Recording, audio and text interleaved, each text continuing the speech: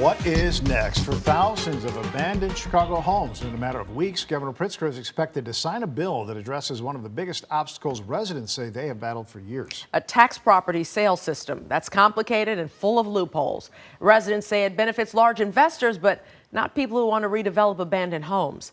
WGN's Lourdes Duarte with a look at what's expected to change.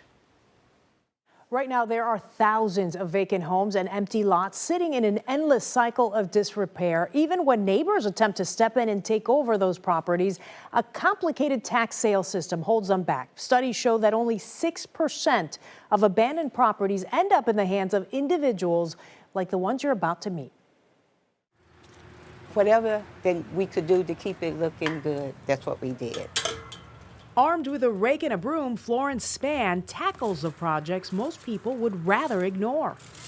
We do it every week. In the summer months, a whole lot of work. She's lived on her South Side block for 5 decades. Here she is in the 90s, proudly showing off her 2-story corner house. I love the neighborhood. Basically, I love everything about it.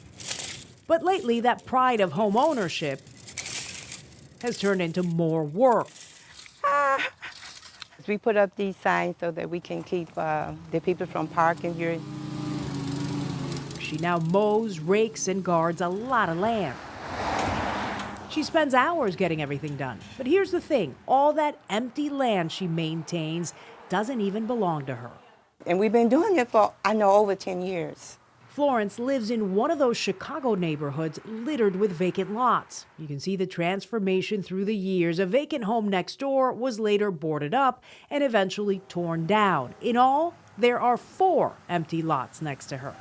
The grass, started growing, and paper and litter and cars and whatever. So we wanted to clean it up because we wanted to keep our house looking, nice.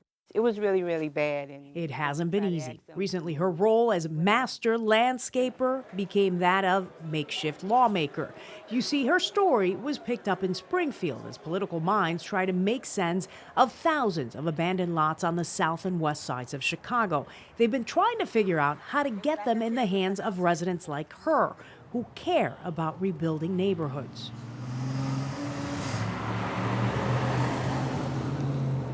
How do we fix it?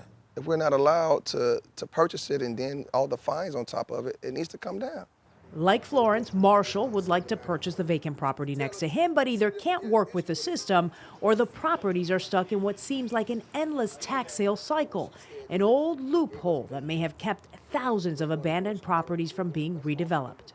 If you stand here long enough, you can smell the mold and the rotting and everything else just coming out of there. And I've been over here 15 years. It's been abandoned at least 8 years. 8 years of no taken care of, frozen pipes, water running. Tough to understand, but here are the basics of what's been happening. First, hedge fund investors with big wallets purchase what's known as delinquent property tax bills. They hold on to that tax bill for 3 years.